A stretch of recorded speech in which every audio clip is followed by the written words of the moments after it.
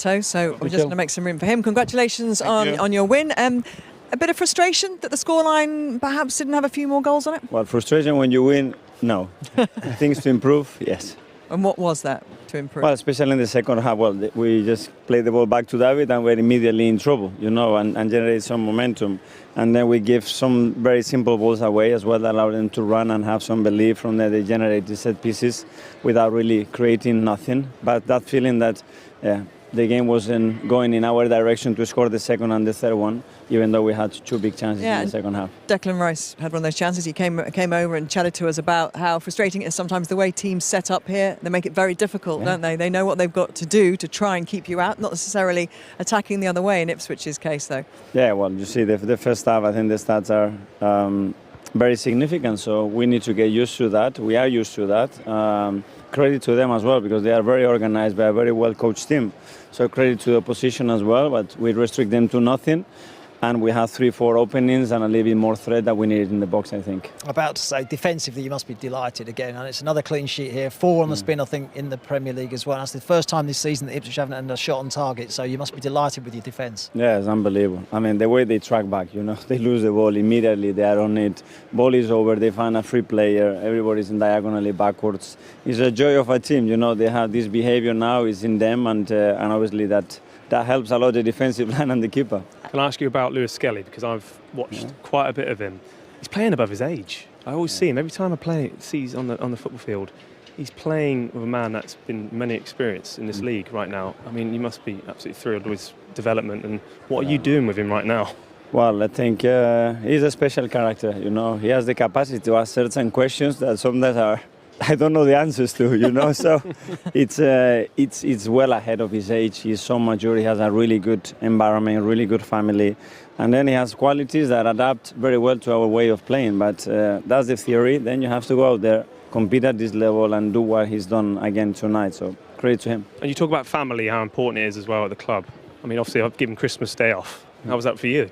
It was great. For many years I haven't had the chance to open the presents in the morning. They had to wait for me all the time, so it was a special day. You made them wait for you in the past? No, I didn't, but they always wanted to wait for that. So it was training session, wait, Daddy, what time? A lot of pressure just to go back home, but it was a great day, yeah. We saw Santi Cazorla before the match and presented. Are you going to have a chance to have a he's glass coming down the office right now. A glass of Rioja or something there? No wine, I don't drink wine, but big hug. I'm really pleased to see him. And of course we talked about Saka being gone for a few weeks, you said, pre-match. And what did you make tonight of how you're adapting without him, with Martinelli and Trossard? Very different, and we will evolve that. The second half I liked more. We had more people around it. We cannot isolate him the way we isolate Bukayo sometimes, that we want to do this kind of thing. We have to do it differently, and it takes time. Those three together, they played 12,000 minutes together. That new unit, brand new, so it will take a bit of time. Will you be active in January?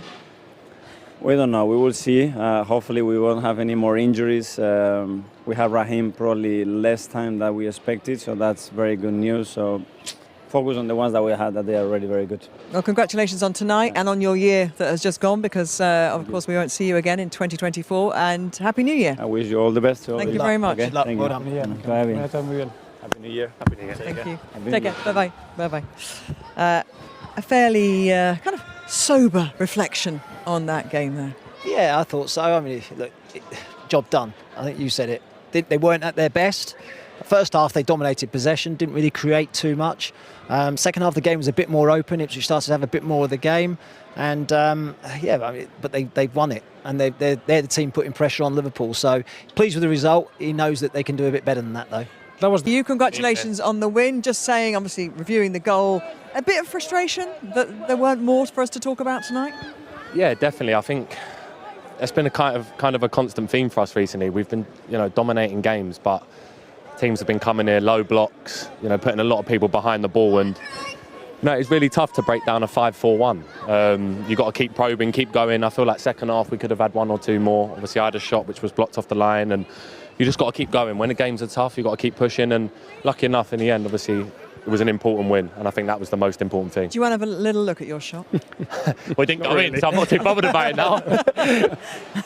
But Declan, I remember we spoke a few weeks ago at the club, actually, yourself trying to get more goals, and that's a different side of it we want to see a bit more of. Yeah. You got your goal last week at Palace, but I mean, you probably one of those connected really nicely. Yeah, I couldn't have hit that much better. I think I was just watching the ball the whole way. I think in them moments you can be so excited about the goal, but I think if you watch the ball and just watch it down onto your foot, you're going to get a cleaner strike and a different set piece than we've seen. Normally it's the bus stop at the back post, isn't it? But yeah, slightly different set piece as well. Yeah, definitely. I think teams obviously are trying to stop us on set pieces, and it's down to us to have different variations of set pieces. And I think they were taken back by that one. It was obviously unlucky not to score, but we stick to our process, and we're really good at them. So we've got to keep pushing on that. You're going to have to adapt a little bit at the moment without Bukayo Saka. Yeah. How do you think you did tonight without him in terms?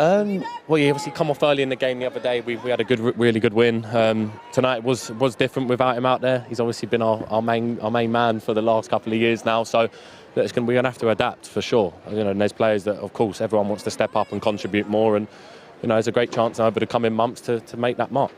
Declan, we've seen you playing in different positions when you play for England, when you play with Arsenal in the Champions League. Almost you are the player that you adjust a little bit in relation of the needs of the game. Yeah. Could you tell us what do you prefer? Do you prefer to be a free 8? Do you prefer to be more of a 10 that he arrives into the box? Do you prefer to be the 6 in front of the centre halves? Do you know what? I feel like I can do whatever the manager wants me to do. I think I've always been best. As a kid growing up, I was always a 6. As I come here, I started to learn the 8 role, and I feel really, really free in the 8 role. Moving up and down the pitch, being a bit more box to box, and sometimes when the manager asks me to arrive in the box, it's a bit unnatural for me because that's not my natural game. But it does make me more hungry for goals. And like you said, depending on the opposition, I'll play wherever the manager needs me to play. And I had a little bit of a slow start to the season off the back of the Euros, but I think for the last couple of weeks I've been finding my feet again, and I've been feeling much more back to myself. So I'm really pleased with that. Last game of the year for you and for this team. How do you reflect on the year as a whole? Big year. Yeah, it's been a really good year. Obviously, we've done really well, but it's not what we want. We've been so close to winning the Premier League now twice. We've gone far in the cup. We're in the semi-final. That's coming up in obviously Feb and Jan. So hopefully the new year brings trophies. This club deserves that. We've been pushing for that. The manager's been pushing for that, and to make that next step to be amongst the elites.